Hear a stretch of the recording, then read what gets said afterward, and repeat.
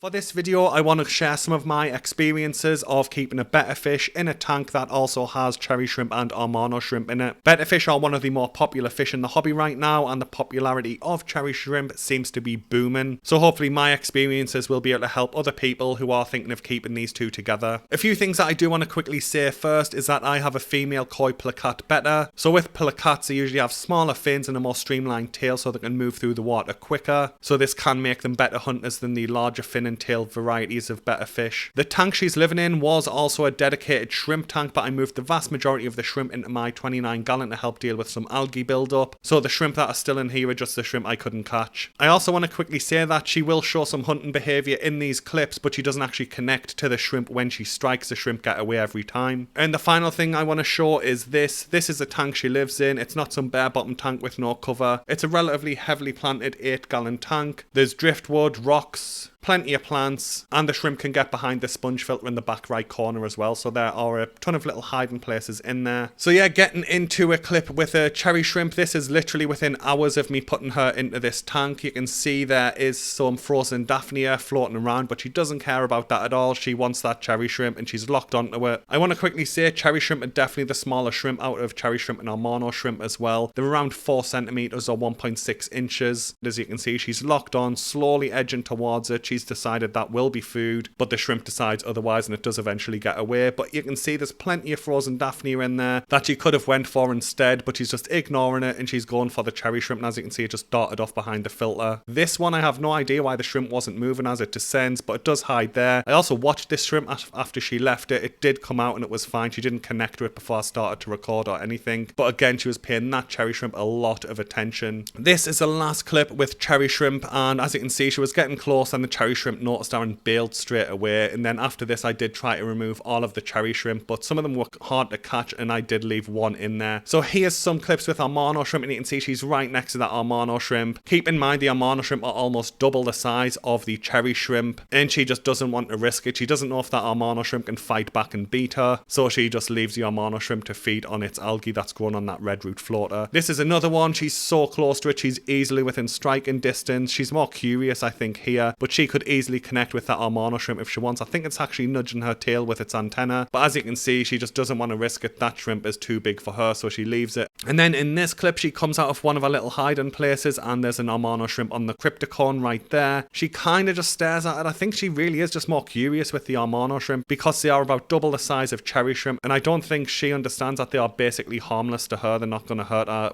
while she's healthy. But yeah, she's just slowly moving around. At the start of this clip, she was probably within striking distance, but she decided not to, unlike with the cherry shrimp where she was just constantly going for them over and over and over again. And then this is the last clip with an Amano shrimp. She comes right up to it. The Amano shrimp does back off a little bit, but then she just bails. So yeah, that's all the clips I'll be showing with the actual shrimp, but I just want to quickly talk about them with some B-roll of her swimming around in a tank. So as I mentioned, after that last cherry shrimp clip, I did decide to go back in with my net and try and catch the cherry shrimp, which was surprisingly difficult. I did manage to get 2 of them out of the tank and put them into my 29 gallon, but one of them was just a nightmare to catch. But then a few days later, when I turned the tank light on in the morning, she had caught it. And I was curious how she'd be able to attack a cherry shrimp with its carapace, but from what was left, it looked like she'd managed to stun it or disable it, flip it onto its back, and then go for the softer undercarriage of the shrimp. So yeah, I wouldn't recommend you keep cherry shrimp with bettas. I know that some people can do it, and I've seen clips on YouTube of other bettas just ignoring cherry shrimp in their tanks, but the personality of your betta fish is going to play a huge role in this. And with this kind of thing, there's no real way to know if your betta fish will see cherry shrimp as food or if it'll just leave them alone. So the only real way to know is to test it, and then you're putting the shrimp at danger, and some cherry shrimp, especially high grades, can be quite expensive. So yeah, personally, I'm not going to be trying any of this again. Like I said, this was a dedicated shrimp tank, and I did try and get as many of them out before the betta went in as possible, but I do plan to build out more betta tanks in the future, and I just won't be putting cherry shrimp in there. When it comes to the Amano shrimp, as you saw, I really do think they're just too big for her. I did show a fair few clips in this video, but this is my desktop tank where I work, so I can see it happening over and over and over again every single day. She passes the Amano shrimp, or the Amano shrimp will pass her, and she just doesn't interact with them. And I do see the Amano shrimp just grazing on the algae buildup in the tank, so they are serving a practical purpose in there, so I have no plans to move the Amano shrimp out of here. I might test Amano shrimp with the other bettas in my future tanks, but I'm really not sure, because like I said, she is female. The next one that I want will be male, so male males tend to have a higher level of aggression, so I'm just not sure it's worth it, to be honest. I like my Amano shrimp. I know they're quite pale, but I do find it quite interesting just watching them graze on their foods. I'm a bit of a geek like that. I do see them as pets. So yeah, in the future Betta tanks, I probably won't be putting Amano shrimp in there either, but the two that's still in this tank will be left in there, and to my knowledge, all of the cherry shrimp have now been moved over to the 29-gallon tank. So hopefully this video has been helpful. I just wanted to show a different perspective of how Betta fish 100% can hunt cherry shrimp, but like I mentioned earlier, your Betta fish's personality is going to come into play with that.